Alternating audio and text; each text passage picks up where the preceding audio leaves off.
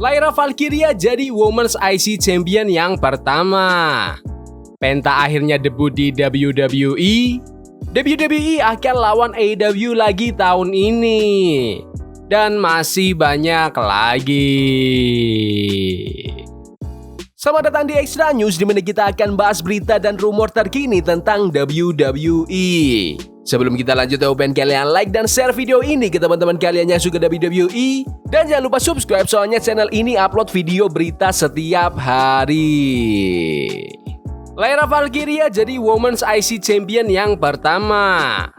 Setelah Chelsea Green, sang juara wanita pertama United States Championship, kini Lyra Valkyria resmi menjadi juara perdana Women's Intercontinental Championship.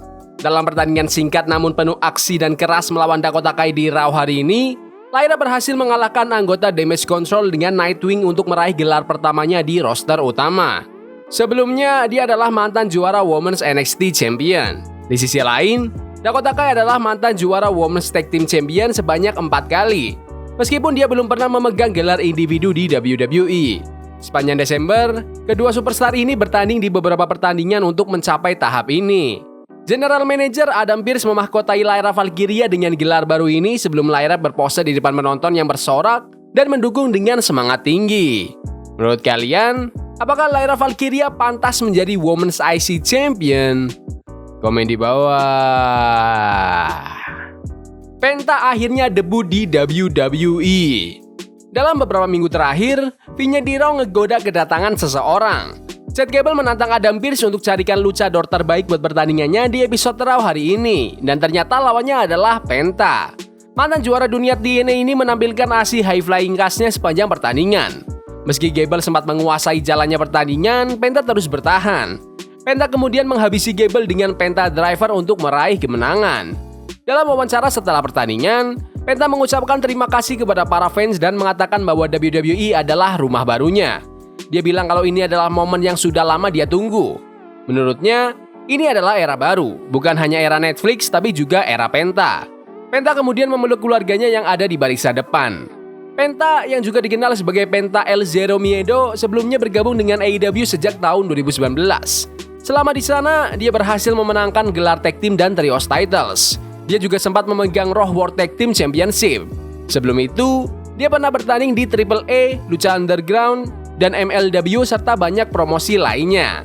Menurut kalian, apakah Penta akan sukses di WWE?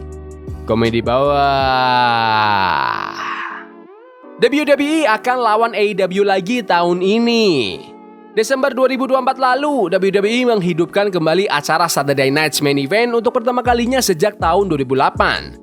Tahun ini, WWE berencana bikin sekitar 4 acara spesial untuk NBC. Acara berikutnya bakal digelar pada tanggal 25 Januari di San Antonio, Texas. Tapi, yang bikin menarik, salah satu acaranya tahun ini dijadwalkan di tanggal yang sama dengan salah satu acara terbesar AEW. Menurut jadwal di Peacock, WWE bakal mengadakan Saturday Night's Main Event pada tanggal 13 Juli. Pas banget di hari yang sama dengan AEW All In Texas yang berlangsung di Globe Life Field. Fans juga ngeh kalau ada jadwal untuk acara Saturday Night's Main Event di akhir pekan Memorial Day, tepatnya tanggal 25 Mei. Yang biasanya jadi waktu AEW buat ngadain pay-per-view tahunan mereka, Double or Nothing, di Las Vegas, Nevada. Tapi sampai sekarang, lokasi acara WWE yang satu itu masih belum diumumin untuk tahun 2025. WWE sebenarnya sering banget bikin acara besar di waktu yang berdekatan sama acara AEW.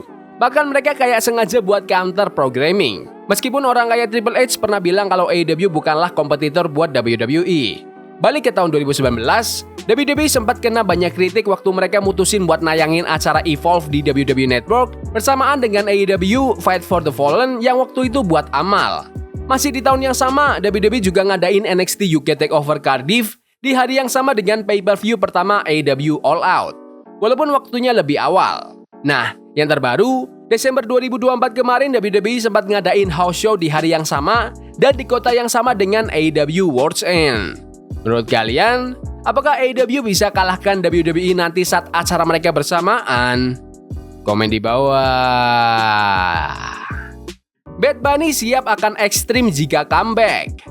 Bad Bunny, rapper Puerto Rico yang pernah tampil di WWE, terakhir kali bertarung pada tahun 2023 di Backlash, lawan Damian Priest di San Juan Street Fight.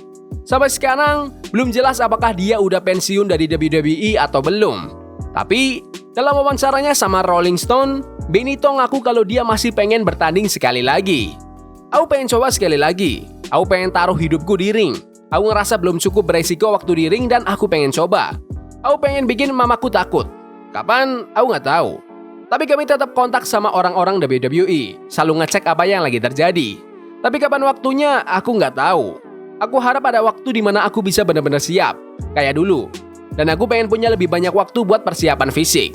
Sebelum pertandingan terakhirnya di Puerto Rico, Benito pernah ngalahin The Miz dan John Morrison bareng Damian Priest di WrestleMania 37. Dia juga pernah ikut Royal Rumble tahun 2022 dan bertahan hampir 8 menit sebelum dieliminasi Brock Lesnar. Masih belum jelas kapan Bad Bunny bakal balik ke ring, tapi dari ucapannya, sepertinya pintu masih terbuka kapan aja dia siap. Menurut kalian, apakah Bad Bunny sudah pantas pegang gelar Midcard WWE? Komen di bawah. Drew McIntyre ingin balas dendam ke OG Bloodline. Di debut Raw di Netflix minggu lalu, Drew McIntyre kalah dari Jimmy Uso. Dia di roll up sama anggota OG Bloodline itu, tapi itu nggak menghentikan perjalanan McIntyre untuk balas dendam ke grup tersebut. Drew McIntyre baru-baru ini muncul di podcast The Babyfaces. Mantan juara WWE itu mengungkapkan bahwa tujuannya adalah memenangkan Royal Rumble. Meskipun fokus utamanya tetap menghancurkan anggota OG Bloodline atas apa yang mereka lakukan selama 3 tahun terakhir. Dia juga bilang kalau dia akan menang di Rumble dan memilih juara mana yang akan dia lawan di WrestleMania. Tapi, McIntyre masih punya urusan dengan OG Bloodline di antara 2 event besar itu. Itu tujuan utama, dapat gelar dan mempertahankannya selama mungkin. Tapi sekarang, aku punya tujuan yang sangat spesifik. Aku pernah bilang kalau fokusku sekarang bukan di gelar. Ya, kalau aku menang Rumble, aku bisa pilih juara mana yang aku mau. Tapi itu bukan prioritasku sekarang. Mungkin aku baru akan mutusin di malam WrestleMania, kata Drew McIntyre. Sekarang, fokusku adalah menghabisi orang-orang yang sudah salahin aku. Mulai dari anggota OG Bloodline. Aku udah jelas banget soal siapa targetku. Minggu lalu di Raw, lihat, Jay berhasil dapat roll up cepat. Ya, aku lagi ke distract, tapi jujur aja, aku udah ngalahin dia 10 kali di TV sebelum dia akhirnya dapat aku sekali dengan kemenangan yang beruntung. Apa itu bikin dia lebih baik dari aku? Enggak. Apa itu artinya aku harus ngelupain semua? Setelah semua yang dia lakukan ke aku dan keluargaku, jelas enggak. Aku bakal targetin dia dan aku bakal targetin keluarganya. Itu prioritasku sekarang. Aku bakal menang di Rumble, aku tahu aku punya match di Mania dan aku bakal terus habisi siapa aja yang aku mau. Ngelakuin apa aja yang aku pengen dan ngomong apa aja yang aku rasa perlu. Setelah itu, aku bakal ambil gelarnya. Tambah Drew McIntyre. Menurut kalian, apakah kalian suka dengan karakter Drew McIntyre sekarang? Komen di bawah. Sami Zayn jadi emosional bahas arti gulat baginya. Sami Zayn berbicara dengan tim GVS saat premier Raw di Netflix, menjawab pertanyaan tentang apa arti WWE secara emosional baginya. Sami menjelaskan bagaimana seni tumbuh bersama seseorang dan bisa punya makna berbeda seiring waktu. Dia juga menambahkan kalau setiap orang punya jawaban berbeda untuk pertanyaan itu. Aku ingat waktu kecil nonton gulat bareng ayahku, jadi ada kenangan spesial di sana, pastinya. Tapi hal yang indah tentang seni hebat ini, entah itu seperti Beatles atau yang lain, adalah tergantung kapan kamu jatuh cinta sama itu. Kalau itu benar-benar bagus, seni itu tumbuh bersamamu, kata Sami Zayn. Apa artinya buat kamu waktu kecil, pas kamu 5 tahun, misalnya nonton sama kakekmu? Pasti beda sama apa artinya buat kamu sekarang sebagai orang dewasa, atau waktu kamu remaja. Seni yang hebat atau koneksi hebat dengan sesuatu yang artistik, band, gulat, apapun itu, kalau itu benar-benar hebat dan menyentuhmu secara mendalam, itu bakal terus berkembang bersamamu.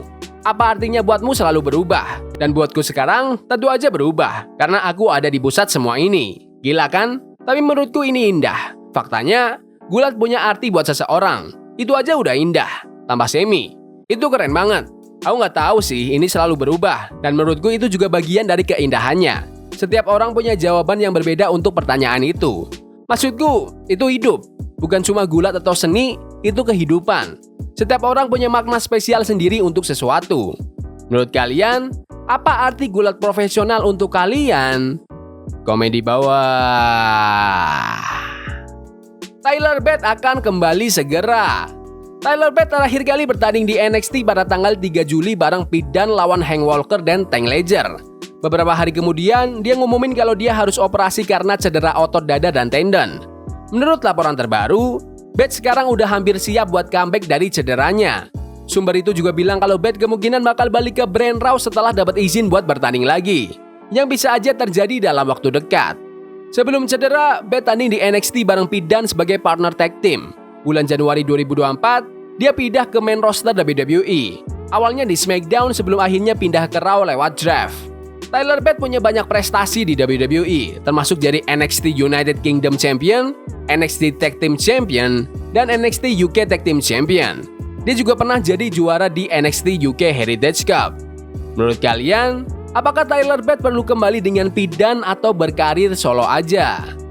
Komen di bawah. Ya udah gitu aja video berita hari ini. Jangan lupa like dan subscribe ke channel ini karena aku pengen 8.000 subscriber di bulan ini. Tolong bantu. Yes boy, see you. Love is a game we play incognito. Forbidden fire on Nico. Burning for love we can hold. I wish we were impossible.